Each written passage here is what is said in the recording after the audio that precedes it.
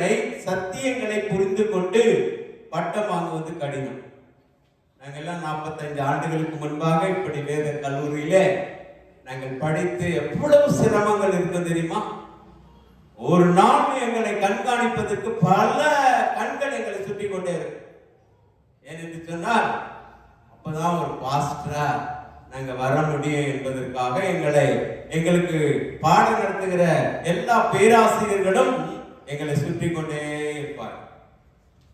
அருமையான ஆயர் இளங்கோ அவர்களை நாங்கள் எப்படி கண்டோம் என்று சொன்னால், ஒரக்கடம் என்று சொல்லக்கூடிய அம்பத்தூர் பகுதியிலே நாங்கள் கேம்ப் போயிருந்தோம். அதிலே நான் லீடராக இருந்தேன். அந்த கேம்ப்ல பக்கத்து வீடு அவர்களுடைய வீடு. அவர் ஒரு இன்ஸ்பெக்டருடைய மகன். அப்பொழுது எங்களோடு கூட வந்து நாங்கள் எங்கெல்லாம் ஓப்பனர் போறோமோ, திருப்பிரசங்கம் போறோமோ, தனி ஊழியர்களுக்கு போகுமோ, அப்பெல்லாம் எங்களோட கூடவே வந்துட்டு இருப்பாரு. அதுக்கு முன்னாடி அவருடைய வாழ்க்கையை பார்த்தீங்கன்னா ரொம்ப அவரே அதை உங்களுக்கு சொல்லியிருக்கலாம், சாட்சி இல்லை. ஆனால் அந்த நாட்களிலே ஆண்டவரை அவர் ஏற்றுக்கொண்டு சொந்த ரட்சகராக ஏற்றுக்கொண்டு அவர் தன்னை அர்ப்பணித்தபடியினாலே நாங்கள் எல்லாம் ரெக்கமெண்ட் பண்ணி கல்லூரியிலே சேர்ப்பதற்கு நாங்கள் முயற்சி எடுத்து எங்கள் பிரின்சிபல் இடத்துல சொல்லி அவரை நான் 3rd இயர் படிக்கும் பொழுது அவரை முதல் ஆண்டு படிப்பதற்கு நாங்கள் அனுமதித்தோம். கர்த்தருடைய கிருபையினால ஊழியத்தை மிக சிறப்பாக முடித்து பல இந்தியாவின் பல பாகங்களிலே ஊழியம் செய்து கர்த்தருடைய தரிசனத்தின்படி வந்த அவர்கள் இப்படிப்பட்ட மகத்தான பணியை ஆற்றிக் கொண்டிருக்கிறார்கள். அதற்கு காரணம் என்ன என்று சொன்னால், அவர் ஆண்டவராம் இரட்சகருமாகிய இயேசு கிறிஸ்துவை கவனித்து பார்த்ததினால் தான். அல்லேலூயா. இன்றைக்கு கூட நமக்கு ரோல் மாடல் யார் என்று சொன்னால் நம்முடைய அருள்நாதராகிய இயேசு கிறிஸ்து. அவரை நாம் நோக்கி பார்க்க வேண்டும். அவரை நோக்கி பார்த்தவர்கள் பிரகாசம் அடைந்தார்கள். அவரை நோக்கி நம்ம பார்க்கணும். ஸ்தாபனத்தையோ, தலைவர்களையோ, பாஸ்டர்களையோ, குருமார்களையோ யாரையும் நாம் நோக்கி பார்க்காம நமக்காக சிலுவையிலே ஜீவனை விட்டு நம்மை மீட்டு ரட்சித்த, நம்மை நித்தியத்திற்கு அழைத்து செல்லக்கூடிய ஆண்டவராகிய இயேசு கிறிஸ்துவை மாத்திரம் நான் நோக்கி பார்க்க வேண்டும். எத்தனையோ பார்வைகள் இருக்கலாம். அந்த பார்வைகளை எல்லாம் உதறி தள்ளிவிட்டு கிறிஸ்துவை மாத்திரம் நாம் நோக்கி பார்க்கும் பொழுது கிருபையின் மேல் கிருபை, ஆசீர்வாதத்தின் மேல் ஆசீர்வாதம், நன்மையின் மேல் நன்மை நமக்கு பெருகும்படி செய்கிறவர், நமக்கு எல்லா ஈவுகளையும் பரத்திலிருந்து கொடுத்து நம்மை உயர்த்துகிறவர் நம்முடைய அருள்நாதராகிய இயேசு கிறிஸ்து. ஆகவேதான் இப்படிப்பட்ட பயிற்சியிலே உங்களை நாங்கள் கற்றுக்கொண்டோம். கற்றுக்கொண்டதை மற்றவர்களுக்கு கற்றுக் கொடுக்க வேண்டும் என்பதற்காக இப்படிப்பட்டதான ஒரு அருமையான வாய்ப்புகளை உங்களுக்கு தந்திருக்கிற ஆண்டவருக்கு நீங்கள் நன்றி சொல்ல வேண்டும். மத்தேயு 10ஆம் அதிகாரத்துக்கு நாம் வருவோம் என்று சொன்னால், இயேசு கிறிஸ்து தன்னுடைய ஊழியத்தை 30வது வயதிலே ஆரம்பித்தார். 30வது வயதிலே ஆரம்பித்த ஆண்டவர் தனக்கென்று 12 சீடர்களை தெரிந்து கொள்ள வேண்டும் என்று இரவு முழுவதுமாய் ஜெபித்த பிறகு 12 பேரை அப்போஸ்தலர்களாக தனக்கு தெரிந்து கொண்டார் என்று சொல்லி நாம் பார்க்கிறோம். பிரியமானவர்கள், எடுத்து வாசிங்க பார்க்கலாம். எடுத்துங்க. மத்தேயு 10ஆம் அதிகாரம் 5வது வசனம் படிங்க. படிங்க. இந்த 12வரையும் இயேசு அனுப்புகையில் அவர்களுக்கு கட்டளையிட்டு சொன்னது என்னவென்றால், நீங்கள் பிரஜாதியார் நாடுகளுக்கு போகாமலும் சமாரியர் பட்டணங்களில் பிரவேசியாமலும் காணாமற் போன ஆடுகளாகிய இஸ்ரவேல் வீட்டாரிடத்துக்கு போங்கள். போகையில் பரலோக ராஜ்யம் சமீபிக்கிறது என்று பிரசங்கியுங்கள்.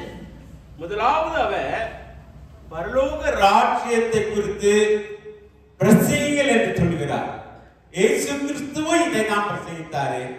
அவருக்கு முன்னாடி ஒரு தூதனை அனுப்பினார், யோவான் ஸ்நானன். அவருடைய முதல் பிரசங்கமும் மனம் திரும்புங்கள், பரலோக ராஜ்யம் சமீபமாயிருக்கிறது என்று சொல்லிதான் ஆரம்பித்தார். எதற்காக அவர் 12 சீடர்களை தெரிந்து கொண்டார்? எடுத்து வாசிங்க. அப்பொழுது அவர் 12 பேரை தெரிந்து கொண்டு அவர்கள் தம்மோடு கூட இருக்கவும் தாம் அவர்களை அனுப்பவும் ஆ. வியாதிகளை குணமாக்கி ம். பிசாசுகளை துரத்தும்படி ம். அவர்கள் அதிகாரம் உடையவர்களாய் இருக்கவும் அவர்களை ஏற்படுத்தினார். பாத்தீங்களா? 12 பேரை அவர் தெரிந்து கொண்டு முதலாவதாக அவர்கள் அவரோடு கூட இருக்கும்படியாக. நீங்க எல்லாம் இப்ப பயிற்சி பெற்றிருக்கீங்க. நீங்க யாரோடு இருக்க தீர்மானித்திருக்கிறீங்க? நீங்க இயேசுவோடு கூட இருக்க தீர்மானித்திருப்பீர்களா? எல்லா ஆசீர்வாதங்களும் உங்களுக்கு கிடைக்கும், பாதுகாப்பு கிடைக்கும். எல்லாவற்றுக்கும் மேலாக பரலோக ராஜ்யத்தை சுதந்திரமாய் உங்களுக்கு ஆண்டவராகிய இயேசு கிறிஸ்து கொடுக்க வல்லவராக இருக்கிறார். அவரோடு கூட தங்கி இருந்தவர்கள் எல்லாம் பிரகாசித்தார்கள். அற்புதமான வெற்றியுள்ள ஊழியங்களை செய்து கர்த்தருக்கா மகிமையாக பல ஆத்துமாக்களை அறுவடை செய்தார். அவர்கள் போய் பிரசங்கித்தார். அதனாலதான் இயேசுவை கவனித்து பாருங்கள் என்று சொல்லி அருமையா எபிரேய ஆக்கியோன் சொல்லுகிறார். அனுதினமும் காலையில எழுந்தவுடன் நம் ஆண்டவரை நோக்கி பார்க்க வேண்டும். அமெரிக்க தேசத்தின் ஜனாதிபதி ஆபிரகாம் லிங்கன் அவர்கள் ஒரு பெரிய அமெரிக்க நாட்டினுடைய பிரதமர். அவர் அதிகாலையில எழுந்து ஆண்டவரோடு பேசிவிட்டு தான் அவரோடு கூட ஐக்கியப்பட்ட பிறகுதான் மற்றவர்களை பார்ப்பதற்கு அனுமதிப்பார். யாரு? ஆபிரகாம். யாரும் ஒரு சாதாரணப்பட்டவர் அல்ல. பல முறை தோல்வியை கண்டு தோல்வி நிரந்தரமல்ல என்று சொல்லி வெற்றி வாகை சூடினவர். ஒரு முறை அவரை ஒருவன் சாதாரண ஒரு ஷூ மேக்கருடைய மகன் தானே என்று சொல்லி கேட்டார். அப்ப சொன்னாரா, நான் இன்னைக்கு பிரசிடென்ட் என்று சொல்லுவதை காட்டிலும் நான் என் தகப்பனுடைய மகன், என் தகப்பனுடைய வேலையை செய்தேன். ஆகவே உங்களுடைய ஷூ எதனா இருந்தா இப்போ கொடுங்க, நான் அதை சரி பண்ணி கொடுக்கிறேன். பாத்தீங்களா எவ்வளவு பெரிய தாழ்மை என்று சொன்னால், அவர் தகப்பனோடு இருந்தது நிமித்தமாக அவருக்கு அந்த அனுபவத்தை சொன்ன உடனே அவன் அப்படியே மனமாற்றத்தோடு அவருடைய பாதத்திலே விழுந்தான். அருமையானவர்களுடைய காரணம் என்ன? பல முதலாவது யாரும் போய் பார்த்ததுக்கு முன்னால ஆபிரகாம் லிங்கன் ஐயாவை சந்திச்சு இன்னைக்கு ஒரு பெரிய கோரிக்கையை அவர்கிட்ட கொடுக்கணும்னு சொல்லி முன்னாடி வந்து 4 மணிக்கெல்லாம் வந்து அங்க காட்டில் அமர்ந்திருந்தாரு. மேல ஒரு சத்தம் வந்துச்சு. அந்த சத்தத்தை வந்து கேட்டு எப்படி என்னடா நம்ம தான் முதல் சந்திக்க வந்தா யாரும் நமக்கு முன்னாடி வந்து பிரசிடென்ட்டை சந்திச்சிருக்காங்களே, இன்னைக்கு நம்ம தோல்விதான் நம்மளுடைய கோரிக்கைகளை அவர்கிட்ட சொல்லவே முடியாது போல இருக்கு என்று சொல்லி அமர்ந்து கொண்டு இருந்த பொழுது ஆபிரகாம் லிங்கன் அவர்கள் மேலிருந்து இறங்கி தன்னுடைய ஜெப அறையிலிருந்து இறங்கி வந்தாங்க. அந்த பொழுது அவர்கள் யோசித்தார்களா, தனிமையாய் வந்தாரா? ஐயா நீங்க தனிமையா வரையில யார் உங்களோட பேசிக் கொண்டிருந்தது என்று சொல்லி கேட்ட பொழுது ஆபிரகாம் லிங்கன் சொன்னாரா, நான் ஆண்டவரோடு கூட பேசிக் கொண்டிருந்தேன். நான் அவரிடத்துல பேசாம, அவரிடத்துல ஐக்கியப்படாம, அவரை நான் தரிசிக்காம, அவர் அனுமதி இல்லாம நான் யார்கிட்டையும் பேச மாட்டேன். அல்லேலூயா. கையில தட்டி கர்த்தரை மகிமைப்படுத்தலாமா? இப்படிப்பட்ட கர்த்தருடைய பிள்ளைகள் இயேசுவை நேசித்த நிமித்தமாக அவர்கள் உயர்த்தப்பட்டார்கள். அந்த நாடு இன்றைக்கு ஆசீர்வாதமான ஒரு நாடாயிருக்கிறது. இன்றைக்கு பள்ளிகளில் கல்லூரிகளில் எல்லாம் வேதாகமத்தை படிக்க வேண்டும் என்ற கட்டாயம் இன்றைக்கு கொடுக்கப்பட்டிருக்கிற இன்றைய பிரசிடென்ட் அவர்கள். அதற்காக நாம் ஆண்டவரை துதிக்க வேண்டும், ஸ்தோத்திரிக்க. அப்போ ஆண்டவரோடு கூட இருப்பதற்கு தான் நம்மை ஆண்டவர் தெரிந்து கொண்டிருக்கிறார். வேற ஏதோட பயணம் இருக்கக்கூடாது, உங்களுடைய பிரயாணம் இருக்கக்கூடாது. நீங்கள் இயேசுவோடு கூட அவரை கவனித்துக் கொண்டே, அவரை பார்த்து கொண்டே, கிறிஸ்துவுக்குள் இருந்த சிந்தை உங்களிலே இருக்கும் பொழுது, அவருக்கு இருந்த சிந்தை, கிறிஸ்து எதற்காக இந்த பூமிக்கு வந்தாருங்க? பாவிகளை ரட்சிக்க மட்டுமா வந்தாரு? ஐயா, மரிப்பதற்காக வந்தார் சொல்றாங்க பாஸ்டர். அவர் நமக்கெல்லாம் பாடம் கற்றுக் கொடுத்து நம்ம எல்லாரையும் திறமைசாலிகளாக்கி வெற்றி வீரர்களாக மாற்றி பரலோகத்துக்கு அழைத்து செல்வதற்காகத்தான் நம்முடைய பரம ராஜாவாகிய இயேசு கிறிஸ்து இந்த உலகத்துக்கு வந்தார், நித்திய ஜீவனை கொடுக்கும்படியாக. யோவான் 3:16 சொன்னால் கிடைக்கும் பரிசோறுன்னு எங்களுக்கு சண்டே ஸ்கூல்ல சொல்லி விடுவாங்க. யோவான் 3:16 சொன்னால் எடுத்து வாசிக்க பார்க்கலாம். தேவன் தம்முடைய ஒரே பேரான குமாரனை. இந்த வசனம் அழகா சொல்லிட்டீங்க. 1 யோவான் 3:16 அதே வரும் பின்னாடி அது புத்திட்டாரு. சோத்ரம். ரைட். ஓகே. அது சொல்லுங்க. 1 யோவான் 3:16 படிங்க. அவர் தம்முடைய ஜீவனை நமக்காக கொடுத்தார். அவர் தம்முடைய ஜீவனை நமக்காக கொடுத்ததினால அன்பு என்னது என்பதை அறிந்திருக்கிறோம். நம்ம மேல அன்பு வைத்ததினாலதான், நம்மை நேசித்ததினாலதான் ஒரே பேரான குமாரனை இந்த உலகத்திற்கு அனுப்பினார். அவர் இவ்வளவா என்று சொல்லும்போது கவுண்ட்லெஸ் பாருங்க, அந்த இரு கைகளையும் நீட்டி இவ்வளவாய் உலகத்தில் அனுபவித்தார். எதுக்காக அனுபவித்தார்? நம்மை பாவத்திலிருந்து மீட்டு நம்மை ரட்சித்த அழிவின் பாதையிலே நாம் போய் கொண்டிருந்த நம்ம எல்லாம் பரலோகத்துக்கு சொந்தக்காரர்களாக மாற்றும்படியாக. அதான் எமில் ஜெபசிங் என்ன ஒரு பாடல்ல பாடியிருப்பாங்க, இந்த பார்த்தளத்தின் சொந்தக்காரர் அவர் என்ற உள்ளத்தில் சொந்தமான. இந்த பார்த்தளத்தின் சொந்தக்காரர் நமக்கு அவரெல்லாம் எவ்வளோ பாக்கியங்களை கொடுத்திருக்கிறார். அவர் நமக்கு தந்த பொறுப்பதனை அவர் வரும் வரை நாம் என்ன பண்ணணும்? காத்துக்கொள்ள வேண்டும். என்ன பொறுப்பு கொடுத்திருக்கிறாரு? உங்களுக்கு எல்லாம் இப்ப பட்டம் வாங்க போறீங்க, நீங்க டிகிரி வாங்க போறீங்க, சர்டிபிகேட் வாங்க போறீங்க. இது ஒண்ணும் பெருசு இல்லை. இந்த நாங்கெல்லாம் எவ்வளவு சர்டிபிகேட் வாங்கியிருக்கோம், எவ்வளவு வாங்கியிருக்கிறோம். ஆனாலும் நம்முடைய வாழ்க்கையில நாம் இயேசுவை கவனித்து நடக்க வேண்டும், கற்றுக்கொள்ள வேண்டும், இயேசுவை ஃபாலோ பண்ணணும், இயேசுடைய போதனைகளை பின்பற்ற வேண்டும், அவர் கற்றுக் கொடுத்த பாடங்களை பின்பற்ற வேண்டும். அவர் ஜெபிக்க கற்றுக் கொடுத்தார், ஊழியம் செய்ய கற்றுக் கொடுத்தார், ஒவ்வொரு குடும்பங்களுக்கும் சிதைந்த குடும்பங்களை இணைக்கும்படி கற்றுக் கொடுத்தார், ஒவ்வொரு குடும்பத்துக்கு சமாதானத்தை கொடுக்கும்படி கற்றுக் கொடுத்தார். நம்முடைய வாழ்க்கையில நாம் அதை கடைபிடிக்க வேண்டும். அதை நாம் கற்றுக்கொண்டு அவர் வழியிலே நடக்கும் பொழுது மாத்திரம்தான் நீங்க கற்றுக்கொண்ட பாடங்களுக்கு அது அடையாளமாக இருக்கும். அருமையான கர்த்தருடைய பிள்ளைகளே, நல்ல அழகா ஒயிட் அண்ட் ஒயிட்ல வந்திருக்கிறீங்க, ரொம்ப சந்தோஷம். நம்முடைய உள்ளங்கள் எப்படி இருக்கு என்று யோசித்து பார்க்க. என்னுடைய இதயம் எப்படி இருக்கிறது? என் இதயம் யாருக்கு தெரியும் இல்லையா? நம்முடைய உள்ளம் தூய்மையாய் காணப்பட வேண்டும். அது தேவன் தங்கும் ஆலயமாக இருக்க வேண்டும். அல்லேலூயா. நம்முடைய உடை மாத்திரம் வெண்மையாய் இருந்தா அது நம் நடையும், நம்முடைய பார்வையும், நம்முடைய செயலும், நம்முடைய எல்லா விதமான ஆக்டிவிட்டிஸ் எல்லாமே ஆண்டவரை சார்ந்து அவருக்காக வாழ வேண்டும். திருச்சபை தோட்டத்திலே கனியுள்ள மரங்களாக நீங்கள் காணப்பட வேண்டும், கனி கொடுக்கிற மரமாய் காணப்பட வேண்டும், ஜெப வீரர்களாய் காணப்பட வேண்டும், ஆத்ம ஆதாயம் செய்கிறவர்களாய் காணப்பட வேண்டும். என்ன வாழ்கிற காலம்.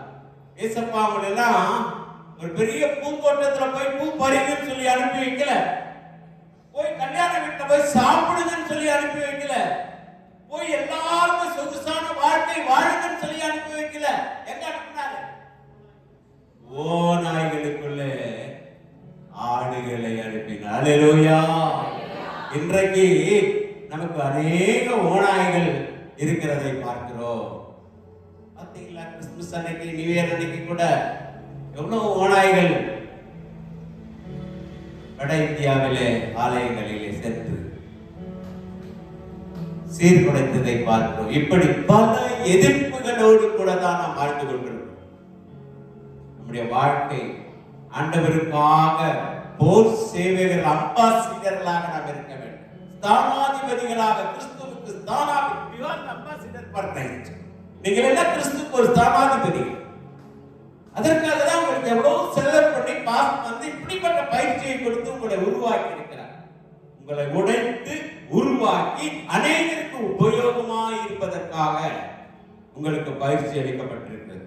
ஆகவே ஆண்டவராக இயேசு கிறிஸ்து கற்றுக் கொடுத்த பாடங்களை நாம் நம்முடைய இதயத்திலே ஏற்றுக்கொண்டு அன்றைக்கு அந்த 12 சீடர்களுக்கு எப்படி அவர் கற்றுக் கொடுத்தாரோ, ஜெபிக்க கற்றுக் கொடுத்து வந்து கேட்டாங்க, ஏசப்பா எங்களுக்கு பேயோட்ட கற்றுக் கொடுங்க, பில்லி சூனியத்தை எடுக்க கற்றுக் கொடுங்க, இதெல்லாம் கேட்கல, ஜெபிக்க கற்றுத்தாங்க, ஜெபம் பண்ண கற்றுத்தாங்க. ஏன்னா ஜெபம் தான் நம்முடைய வாழ்க்கைக்கு மிக மிக ஜீவனானது, நம்முடைய பரிசுத்தத்திற்கு அடையாளமானது. நாம் ஜெபிக்கிற மனிதன் தோத்து போக மாட்டான். ஜெபிக்கிற மனிதன் தோத்து போக மாட்டான். ஜெபிக்கிற மனிதன் வெற்றி உள்ள மனிதனா இருப்பான். தானியேலின் காரியம் ஜெயமாய் இருந்ததற்கு காரணம் தானியேலுடைய ஜெப வாழ்க்கை. நம்முடைய வாழ்க்கையில அப்படிப்பட்ட ஜெப வாழ்க்கை, இயேசு கிறிஸ்துவிட்ட ஜெப வாழ்க்கை இருந்தது. அதிகாலையில இருட்டோட எங்க போனாரு? ஜெபிப்பதற்காக வனாந்தரமான மலைகளிலே போனார். சமயம் கிடைக்கும் போதெல்லாம் நீங்க சுவிசேஷத்தை படிக்கும் பொழுது அவர் ஜெபிக்க போனார் என்று சொல்லிப்பார். அப்போ கூட கூட்டங்கள் சூழ்ந்து கொண்டே இருப்பார்கள் யான கர்த்தருடைய பிள்ளைகள். அப்படிப்பட்ட ஒரு ஜெப ஜீவியம் இந்த புதிய ஆண்டிலே உங்களுக்கு இருக்க வேண்டும் என்று சொல்லி அடியான் உங்களை வாழ்த்துகிறேன். அந்த ஃபவுண்டேஷன், பிரேயர் ஃபவுண்டேஷன் உங்களுக்குள்ள இருக்கும் என்று சொன்னார் நீங்கள் சும்மா இருக்க மாட்டீங்க. நீங்கள் ஆத்தும அறுவடை செய்து சபையை பெருக்குவீர்கள், வளர செய்வீர்கள்.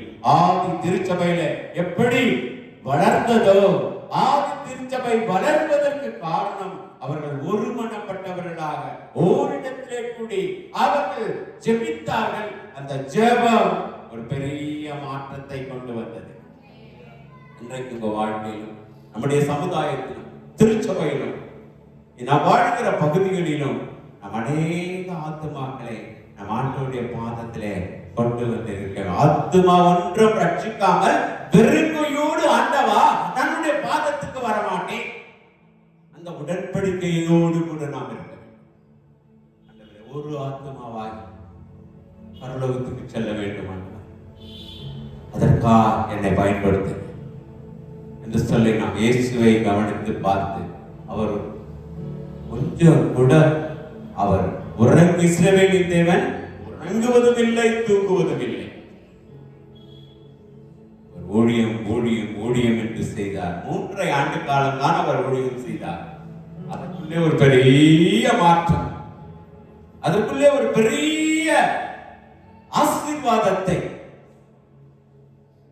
அந்த தேசத்துக்கு கொடுத்தார்.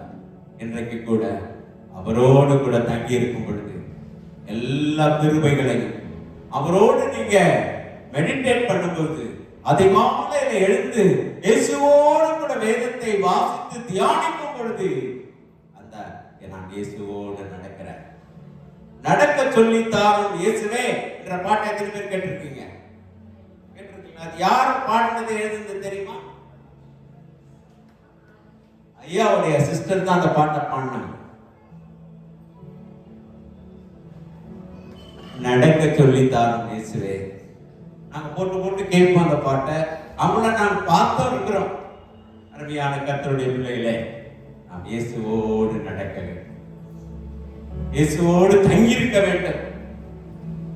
அப்போஸ்தலர்கள் எல்லாம் தங்கி இருந்ததுனாலதான் அவங்க வெற்றியுள்ள ஊழியத்தை செய்தார்கள்.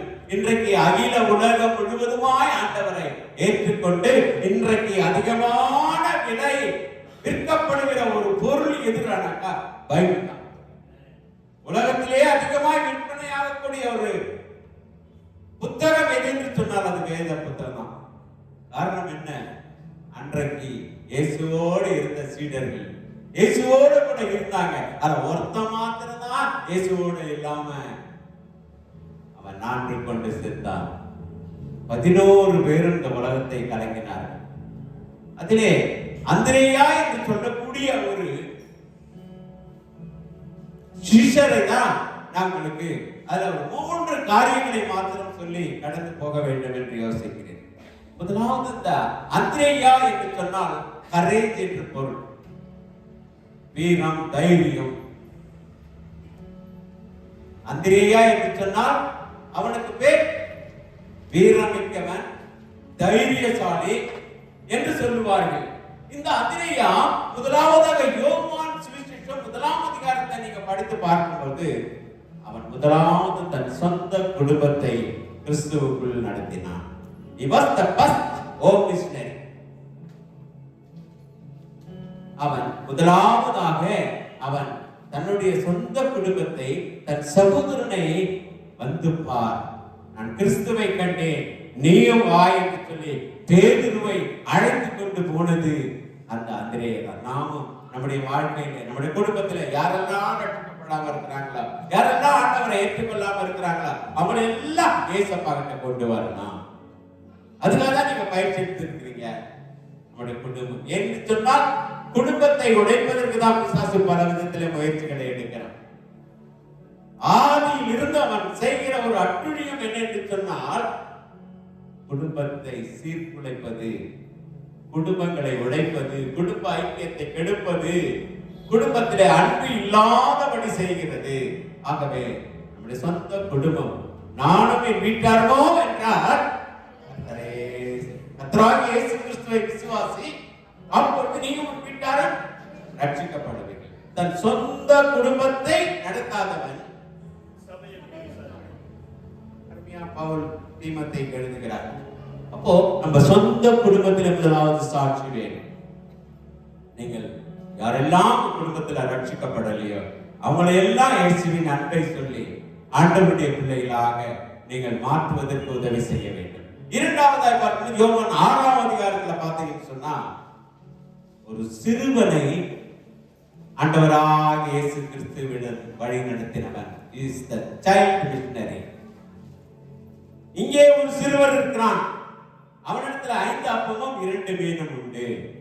அருமையான கர்த்தருடைய பிள்ளைகளே, சிறு பிள்ளைகளே நம் ஆண்டவருக்கு வழி நடத்த வேண்டும். அந்த சிறு பிள்ளை கொடுத்த 5 அப்பம் 2 மீன் 5000 பேருக்கு ஆசீர்வாதமா மாறினது.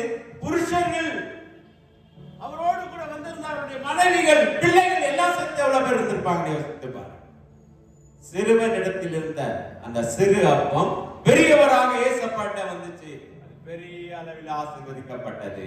ஆகவே சிறுவர் ஊழியத்தை நீங்கள் செய்ய வேண்டாம். அந்த சிறு பிள்ளைகளை சீக்கிரமா கிறிஸ்துவிட்ட நடத்திடலாம். எந்த ஊழியத்தை 12 சீடர்களில் ஒருவராகிய அந்திரேயா செய்தார். எடுத்து வாசித்தீங்கன்னா அதுல எவ்வளவு சின்ன மிட்டாய் கிட்ட என்ன வாங்கிட முடியுமா? கொஞ்சம் யோசிச்சு பாருங்க. ஒரு மிட்டாய் வச்சிருக்குது, செல்லம் தாடான்னு கேட்டு பாருங்க, கொடுக்குமா? அது கொடுக்குமா?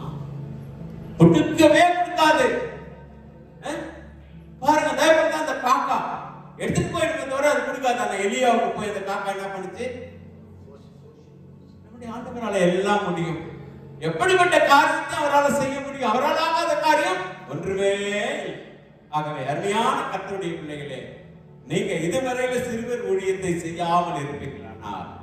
உங்கள் பகுதியில் இருக்கிற சிறு பிள்ளைகளை எல்லாம் சேர்த்து அவர்களுக்கு சுவிசேஷத்தை சொல்லி அவருடைய ஆலயத்துக்கு கொண்டு வாங்க. கிறிஸ்துவின் அன்பை ருசிக்கும்படி செய்யுங்க. அவர்களை நீங்க கர்த்தருக்குள்ள நடத்துங்க. கர்த்தர் உங்களை ஆசீர்வாதம். அடுத்து பாத்தீங்கன்னா யோவான் 12ஆம் அதிகாரத்துல நீங்க வருவீங்கன்னு சொன்னாங்க. அங்கே பல கிரேக்கர்கள், பல புறஜாதிகள் எல்லாம் கூடி வந்திருக்கிறாங்க. அவங்க கேட்கிறாங்க, ஐயா நாங்கள் இயேசுவை காண விரும்புகிறோம். ஐயா நாங்கள் இயேசுவை காண விரும்புகிறோம், இயேசுவை பார்க்க விரும்புகிறோம், அவரோடு பேச விரும்புகிறோம். இயேசு எங்க இருக்கிறார், இயேசு எங்க இருக்கிறார் சொல்லி அந்த புறஜாதி மக்கள் துடியாய் துடித்தார்கள். அப்பொழுது அந்த அந்திரேயா அவர்களை எல்லாம் அழைத்து சுவிசேஷத்தை சொல்லி ஆண்டவரை அறிமுகப்படுத்துகிறார். கைகளை தட்டி கர்த்தரை புறஜாதிகளுக்கு அவன் புறஜாதிகளுக்கு அவன் ஒரு சுவிசேஷகனாய் மிஷனரியாய் இருந்தான். நம்ம சுற்றிலும் இருக்கிற நம்முடைய அறியாத ஆண்டவரை அறியாத மக்கள் ஆண்டவரை அறிவிக்க வேண்டும். பிரியமானவர்கள், அவர்கள் இப்ப நரகத்துக்கு போகக்கூடாது, அவர்கள் கெட்டு போகக்கூடாது, அவர்கள் நித்தியத்துக்கு கடந்து போக வேண்டும் என்பதற்காக நம்மை அறியாத ஆண்டவரை ஏற்றுக்கொள்ளாத மக்களை நாம் என்ன செய்ய வேண்டும்? ஆண்டவரிடத்துல அந்திரியாவை போல நடத்த வேண்டும். இதுதான் ஆண்டவராகிய இயேசு கிறிஸ்துவை கவனித்து பார்த்து அவர் வழியிலே நடக்கிற ஒரு பெரிய வாக்கியம். அதை நீங்கள் இந்த நாளிலே அந்த அழைப்பை பெற்ற நீங்கள் அழைப்போடு கூடிய அபிஷேகத்தையும் பெற்றுக்கொண்டால் நீங்கள் உங்களை அர்ப்பணிக்க முடியும். ஒரு ஊழிய காரணத்தில் காணப்பட வேண்டிய குணாதிசயங்கள் 3.